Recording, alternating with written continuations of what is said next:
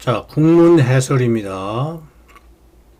또 국문 해설을 먼저 듣고 나서 영문을 가도 좋고요. 또 영문을 먼저 듣고 국문 해설로 와도 좋겠습니다. 편리하신 대로 단 둘 다 수강을 꼭 하시기 바랍니다.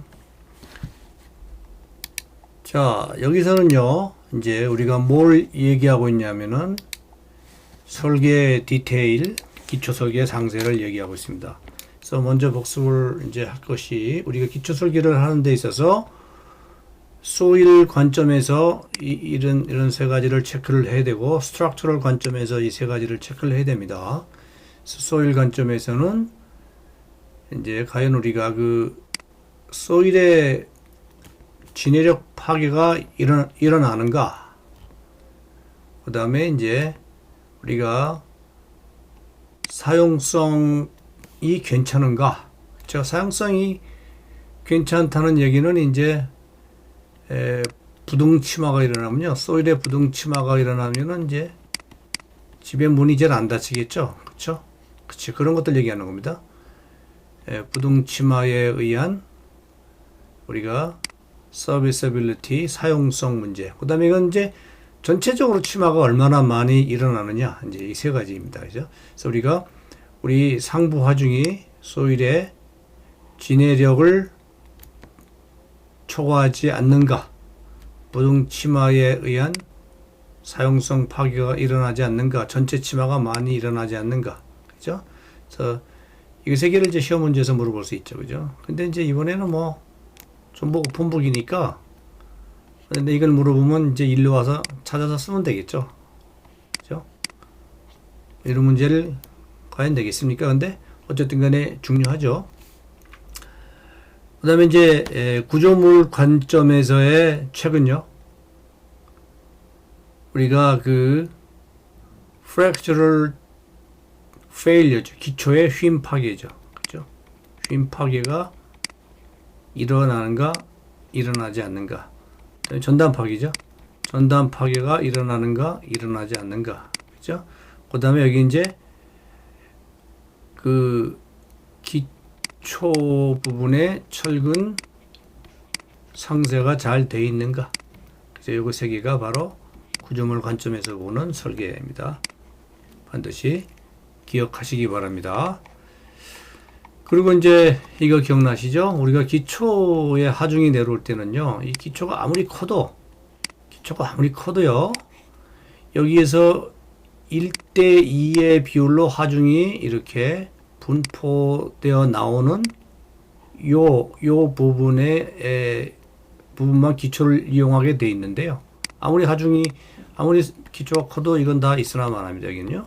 그래서 요 부분만 이용하게 돼 있는데, 요 부분에 이제 크기가 A2는 이제 우리가 4배, A1의 4배로 이렇게 딱 정해져 있죠, 설계에서. 즉 이제 A2 나누기 A1의 스퀘어 루트는 이제 2로다가 정해져 있는 겁니다. 그렇죠? 그래서 우리가 요 A1과 A2의 그런 관계를 가지고 우리가 학습을 했었죠. 그죠? 그래서 이 내용을 다시 한번 이해하면은 영문 쪽의 강좌도 잘 이해가 가리라고 생각이 됩니다. 자, 여기서 다시 한번 보죠. 그렇죠? 여기 바로 뭐죠? 여기에 바로 기초에서의, 그죠? 기초에서의 그런 그 허용되는 콘크리트 베어링 캐패시티가 되겠습니다. 그렇죠? 기초에서. 그래서 이게 지금 2 이상 초과될 수 없는 거죠. 맥시멈이 2입니다. 그죠? 이게 맥시멈이고, 이제 면적으로 보면은 이게 이제 4배고. 이 공식을 이용한다 그랬어요. 그죠? 이 공식을 이용한다 그랬습니다. 자, 이거는요, 근데 이제 만일에 여기 이 면적이 얘가 2보다 크게 되면은 무조건 얘는 이제 2를 쓴다 그랬어요. 그래서 이 공식이 이제 여기 있는 공식으로 되는 거죠. 이 공식이 이렇게 오는 겁니다. 그죠? 그래서 이제 여기서 뭘 보는가 하면은 기초부 콘크리트가 으스러지는가 하는 걸 보는 거예요. 그죠? 이게 이제 칼럼이고 기초 보면은 1대2로 하중이 내려온다 그랬어요. 그래서 이 부분에서 이제 으스러지는가 보는 거라 그랬습니다. 그죠? 그래서 콘크리트 베어링 커패시티를 체크하는 거다. 그렇게 얘기를 했습니다. 그리고 이제 남은 원어 강의가 이제 또 이해가 잘 가실 겁니다. 복습이죠. 우리가 이제 fee factor를 구할 때 철근의 변형률을 구한다 그랬어요. 이거는 기둥 부분에서 강의를 복습을 하셔야 됩니다. 여기서 보면요. 그래서 이게 이제 이게 콘크리트 0.003이고 그죠? 엡실론 C죠. 엡실론 C고 여기가 이제 콘크리트 스트레인일 때 C 대 0.3은 DT 대 DT-C 대 엡실론 T죠. 그래서 우리가 엡실론 T를 이렇게 볼 수가 있죠. 이거 알고 C 다 알죠. C는 뭐 A 나누기 베타 블락 이거죠. 이게 C죠. 그랬을 때 이놈이 0.005보다 크게 되면은 우리가 최고의 아주 좋은 아주 큰 fee factor 0.9를 쓸 수 있는 거죠. 그렇죠? 그래서 이거 복습을 꼭 해 주시기 바랍니다. 마찬가지죠. 그죠? 그래서 이 fee factor가 이렇게 이제 이 공식으로 주어져 있죠. 그래서 fee factor는 이렇게 된다. 그래서 이 공식이 이렇게 같다는 거. 반드시 기둥 부분에 이 부분을 복습을 해 주셔야 됩니다. 굉장히 중요합니다. 여러 번 제가 강조를 해 드렸습니다. 자, 그래서 지난 시간에 우리가 다시 한번 정리를 하면은요, 다 정리를 했고요, 그죠? 그래서 여기 이제 요 부분에서 우리가 75mm를 뺀다 그랬어요, 그죠? 그래서 이 부분이 철근이 갈 수 있는 거리인데, 그죠? 그래서 LD, 이게 LD인데, LD. 점선 부분이 LD인데, LD, 이게 이제, LD가 이거보다 커야 된다. LD가 점선 부분이 LD보다 커야 된다. 점선 부분이 LD보다 커야 된다. 이런 뜻이죠. 예. 점선 부분이 LD 뭔지 알죠? 정착 길이겠죠, 그죠? LD 정착 길이보다 커야 된다. 왜냐하면은 철근이 콘크리트에서 빠져나오지 않게 하는 그런 최소 정착 길이죠. 이 점선 부분이 그죠? 여기서까지 75mm를 빼고요. 예, 요거 설명을 다 드렸고요. 몇 번 설명을 드렸습니다. 그죠? 예, 복습, 공문판 복습입니다. 그래서 지난 시간에 또 한번 다시 복습을 하면은, 여기 이제 이 부분에 공식을 가지고 후팅의 콘크리트를 체크하는데요. 후팅의 콘크리트는 어떻게 나왔습니까? OK가 나왔죠. 그죠? OK가 나왔는데, 기둥,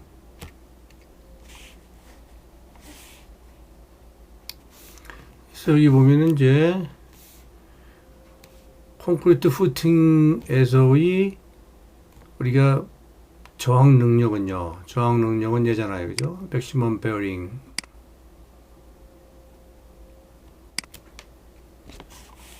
그쵸? 기초에서 가져갈 수 있는 맥시멈 저항 능력은요, 베어링 저항 능력은 이제 4475가 나오는데, 우리가 이제 팩터드 로드는 4020이었죠? 4020 팩터드 버티컬 로드 이거였죠? 킬로니턴. 그렇기 때문에 콘크리트 부분에서는 이제 OK가 나왔죠. 그렇죠? 콘크리트 부분에서는 OK가 나왔는데, 여기서는요 OK가 나왔는데, 이제 칼럼 부분에서 보는 거예요. 칼럼 부분 또 여기서 또 들어오지면 안 되니까. 그래서 칼럼 부분에서는 이 공식을 쓰죠. 이게 이제 칼럼 에어리아고. 그렇죠? 똑같은 공식을 쓰지만 이제 칼럼 에어리아 바로 쓰죠. 기초부에서는 이만큼을 쓰고요. 그래서 칼럼 부분을 쓰니까 칼럼 부분은 부족하죠. 그래서 이만큼 부족한 부분을 이제 철근으로 또는 이제 다월로 메꾸는 거죠. 다월로 메꿀 때 다월을 일단 쓰면 얘는 무조건 이만큼 써줘야 된다는 거죠. 미니멈. 그죠? 얘를 무조건 넘어야 돼요. 근데 얘가 1013인데 우리가 필요한 게 이제 381이죠. 그러니까 그래서 계산에서는 얘가 나왔지만은요. 계산에서는 얘가 나왔지만 얘를 쓸 수가 없죠. 왜? 이게 미니멈이니까. 그죠? 그래서 이제 우리가 설계에 사용하는 양은 이제 이거였죠. 4대에 19mm짜리, 그죠? 19mm짜리 다워를 쓰면은 이 에어리아가 얼마냐면은 1136mm에 지금. 그래서 이제 이걸 써야 되겠죠. 왜? 미니멈에 걸리니까. 그죠? 미니멈보다 커야 되지. 얘는 이제 못 쓰지는 거죠. 계산에 나왔지만은 이제 이런 겁니다. 미니멈의 의미가 그렇습니다. 그렇죠? 그래서 이제 다오를 설계를 했죠. 다오를 이제 끼워 넣죠. 여기다가 이렇게 다오를 끼워 넣죠. 4개를요. 이렇게요. 4개를 끼워 넣는데 여기 이제 끼워 넣는 이유는요. 다시 설명하면요. 이 기둥에서 으스러지니까, 그죠? 기둥에서 으스러지니까 이 목적은 기둥 하단부에서 베어링 콘크리트 베어링 파괴를 방지하는 거다, 이렇게 볼 수 있죠. 방지하는 목적, 그렇게 볼 수 있습니다. 그렇죠? 그리고 아까 이제 기초 내부, 여기서는 아까 방지가 됐죠. 여기서는 아까 여기서는 기초부 콘크리트 베어링 파괴는 없는 것으로 확인하였음.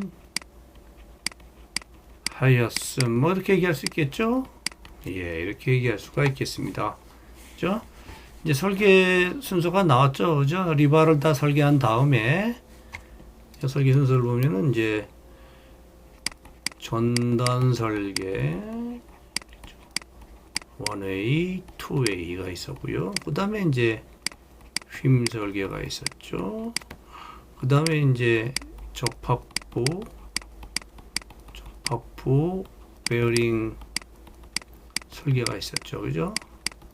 여기는 이제 기둥 부분, 기둥 하부, 그다음에 이제 기초 중앙부, 그죠? 기초 중앙부라고 얘기하는 이유는 이제 여기 1 내려오고 2로 가는 요거니까요. 1대 2로 가는 요거니까요. 중앙이 생기겠죠. 여기 중앙이 생겼잖아요. 그죠? 이제 이 중앙에 생겼고, 이렇게 기둥 하부는 여기 안 돼서 리바를 다오를 넣고요. 그죠? 1, 2, 3 접합부 4 이렇게 되죠. 그죠? 이제 여기는 물론 이제 아까 봤지만 여기 휨 철근의 길이까지, 그죠? 봤죠? 그래서 간단하지만서도 좀 체크할 게 많죠. 기초는요. 이런 것들을 다 체크를 해야지 이제 건축 허가가 나는 거죠. 건축 허가 나는 겁니다. 다 체크를 해 주셔야지 건축 허가 나는 겁니다.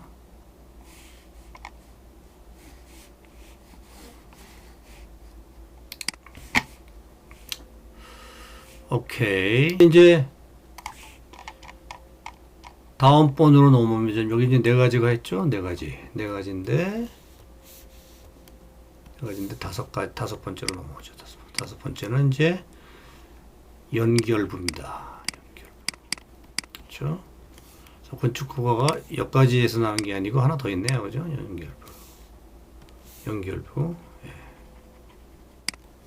연결부가 하나 더 있습니다.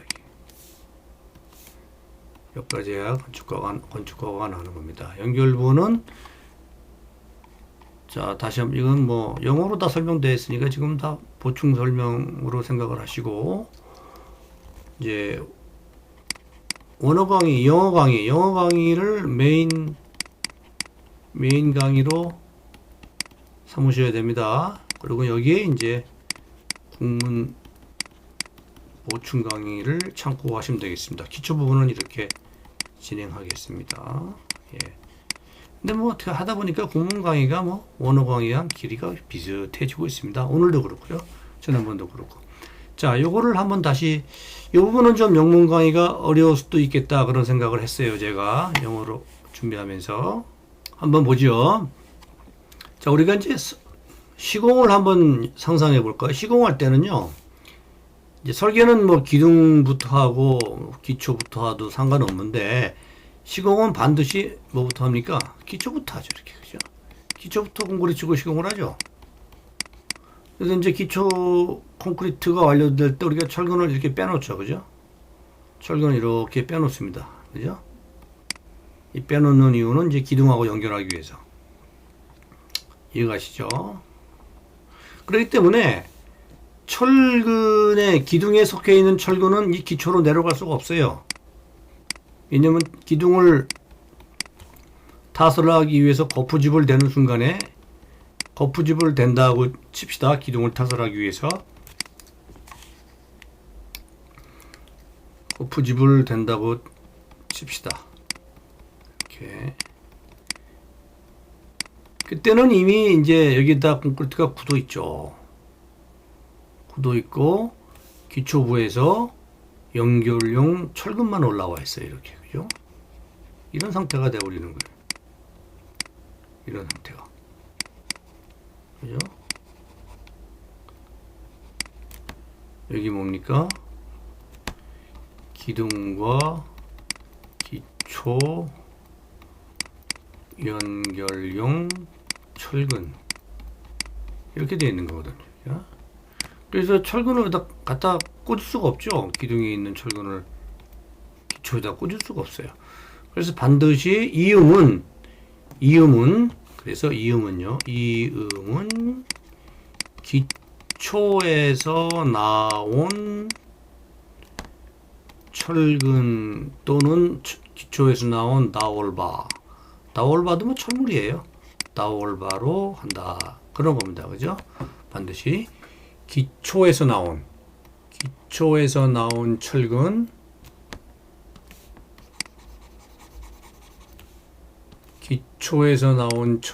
또는 다올바로 이음을 한다. 이렇게 되는 겁니다. 그렇죠? 다 지웠습니다. 그래서 여기서 이제 우리가 고려할 사항은 두 가지죠.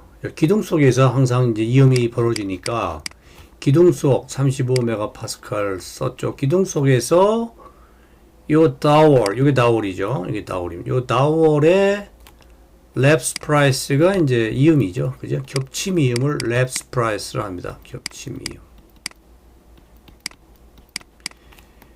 이게 얘가 기둥 속으로 얼마가 들어가 줘야 되는가 하는 걸 계산하는 거죠. 이게 이제 얼마가 나왔냐면 676이 나왔어요.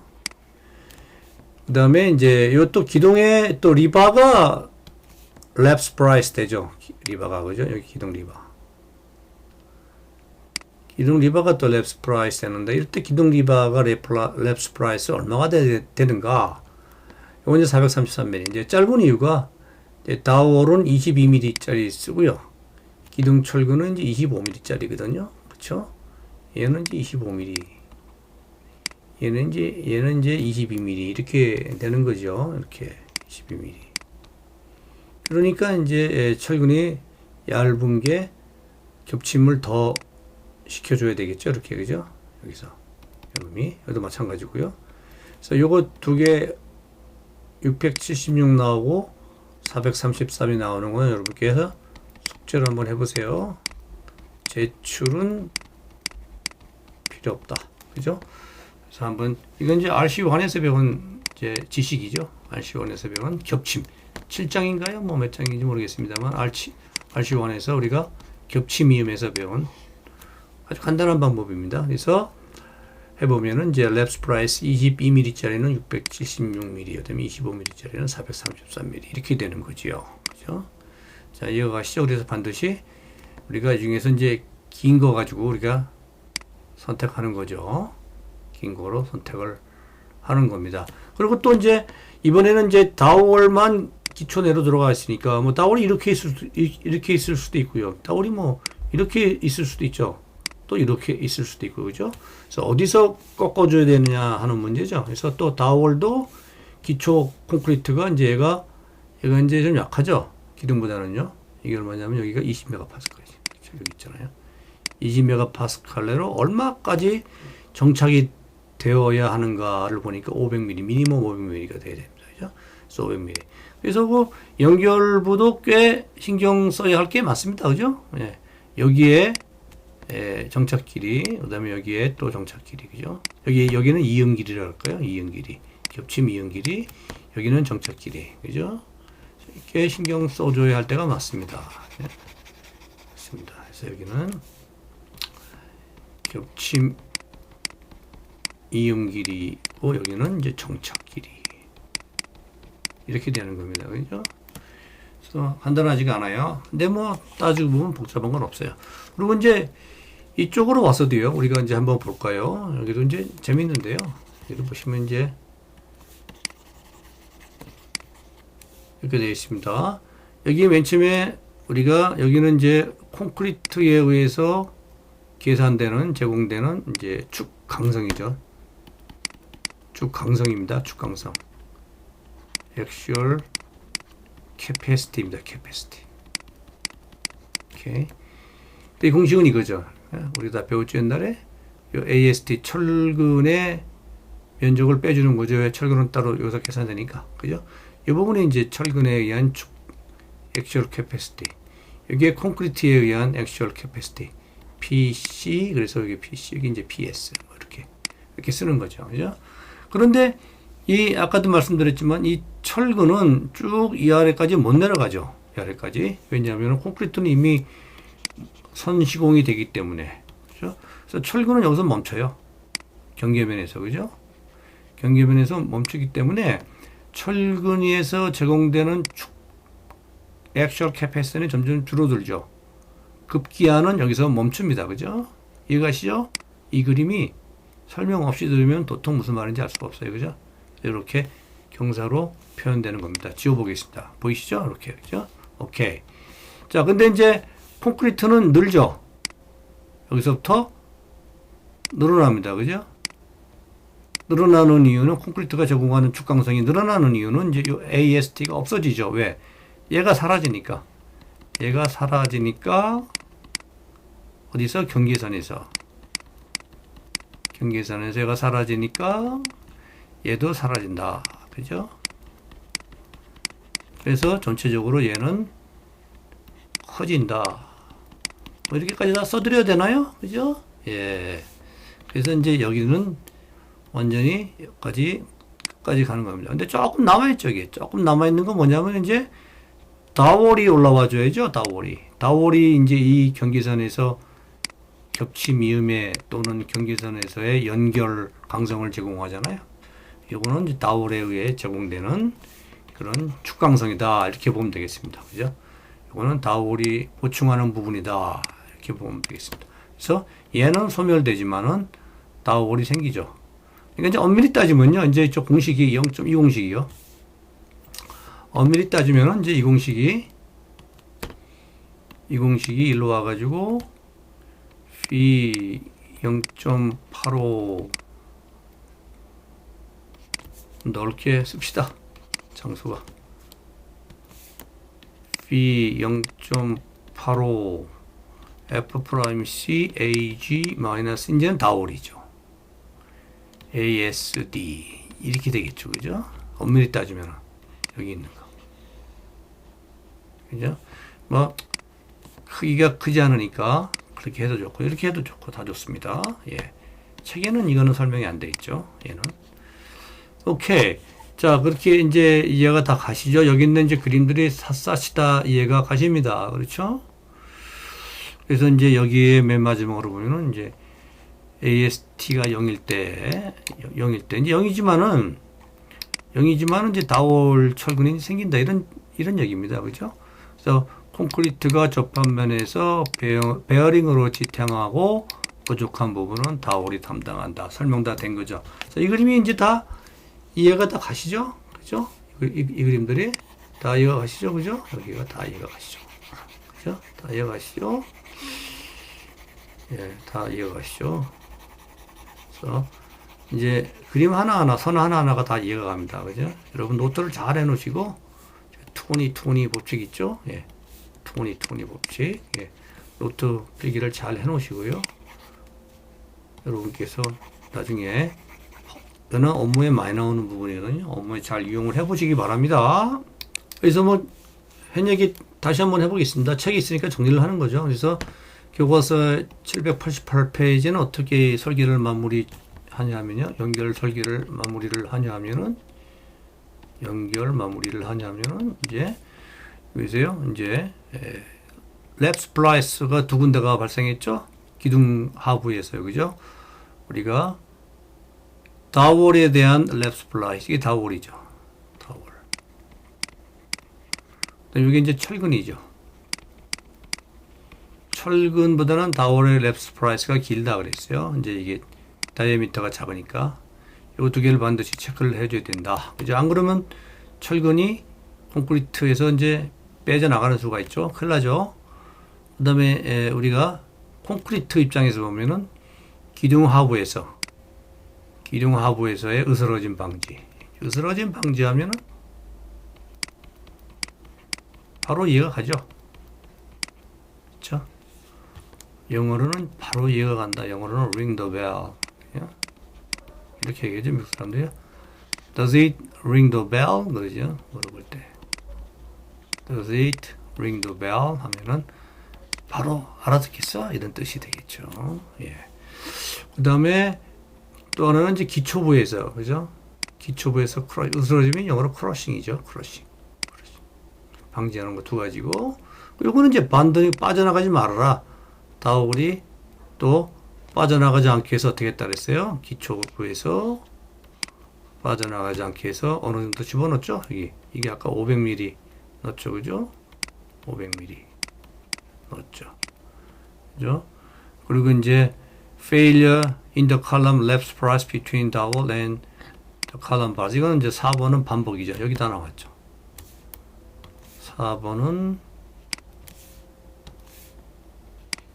이거 반복이죠. 그죠? 여기 반복.